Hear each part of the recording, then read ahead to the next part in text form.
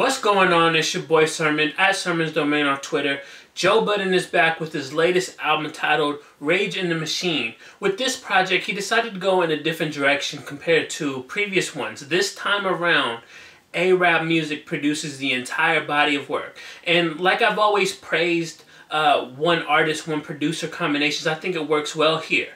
One thing about A-Rap to note is that since he really came out into the industry with Cameron and Vado doing all those records for them, you've seen him sort of really just evolve into a well-rounded producer. On Rage in the Machine, A-Rap's not giving Joe just one type of sound. He's pushing himself to deliver different types of sounds. I mean, you listen to the album and you think, man, it's hard to believe that one producer made this, but again, a lot of it you can hear a little bit of his signature flavor sprinkled into the project. Those expecting Joe Budden to go into a mood music mode are going to be disappointed with this album. It's nothing like that. You can't even really branch it into that category. I mean, the only song on here that really feels like it could rival that would be like track 10, which is titled I Wanna Know.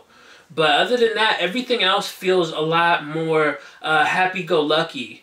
And in some instances, I feel like Joe is really showing his age on this project. And I say that in a good way. This is a grown-up Joe Budden acting and acknowledging his age. Take Uncle Joe, for instance. It's a record about him accepting that he's older in the industry. He's kind of reflecting on his veteran status in hip-hop in such a way where he's not talking down on the new generation. Now, he definitely cannot relate to some of the new artists of today.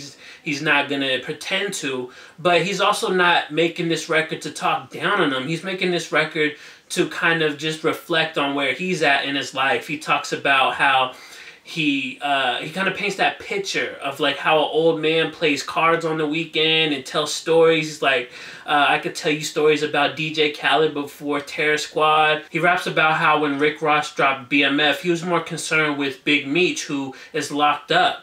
So I think this record is very well put together. For having almost a decade of collaborations together, I was glad to see Joe Budden and Imani kind of come back together for time to work. And not just come back together, but do something they never done before. This is a record that sounds different because it has like a radio-like vibe to it. I don't mean radio as in this is a joint that radio would play. I mean like an actual radio. Joe Budden kind of imitates a radio personnel halfway through the record, so it kind of gives you that feel to it, and I thought it worked well. I think with these type of records, and just like the overall project being a lot more grown and sexy, I think Joe Budden does it well this time with no love lost. I didn't like the project because he was trying to chase that more mainstream sound, and you could say he's doing it on Rage in the Machine, but I think the difference is there's no Wiz Khalifa or French Montana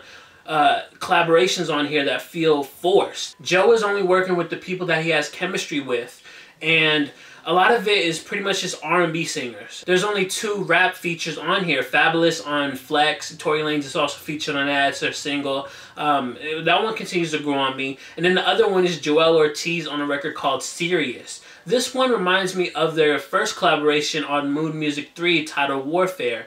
I think the reasoning for that is because A, this record is short, and B, Joe and Joell go back and forth. I think they have really good chemistry. I mean, I think that goes without saying at this point. They were in a group together, Slaughterhouse and all that. So I think Joe and Joell really brought out like the competition in each other. It's something that I've wanted from Joell in a while, because his last album to me, I really wasn't into it as much as like the other solo Slaughterhouse members. The album ends with the song titled Idols.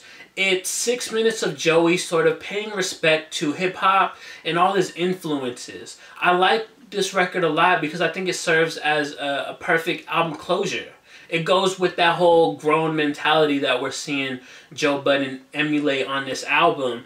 And more than just that, it's another reminder that Joe is a very clever MC. he's really good with the lyrics, and I think with this record there's a lot to unravel with it. You have a bunch of references sprinkled throughout the song that, unless you started listening to hip-hop yesterday, you're going to get it, you're going to hear, you're going to be like, damn, he's really making me think, he's taking me back. I think, not to say that a younger generation can't enjoy this album, but I think Joe is catering this more towards his older fans, the fans that have sort of grown with him, that have been around since Pump It Up and through you know, the Mood Music series all the way up until now. I think he's showing that he's growing as a person, and he wants his fans to grow with him.